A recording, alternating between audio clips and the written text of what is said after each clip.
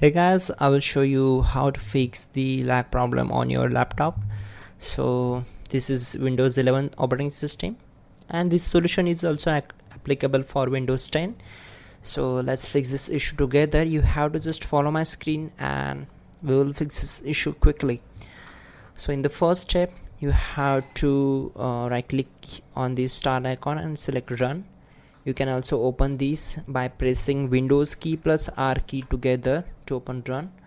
So type here sysdm.cpl and click on OK. Once we are here, go to the advanced tab and select settings. Then make sure you have to select custom and uncheck these all options. As you can see on my screen, just follow my screen and then click on apply and then OK. After that, again open run and type here temp and click on OK. So you have to delete all the files and folders from the temp folder. Just delete them.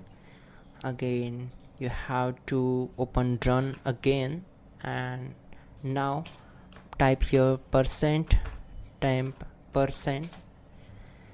Again you have to select all these files and documents and everything. Just right click on it and click on delete.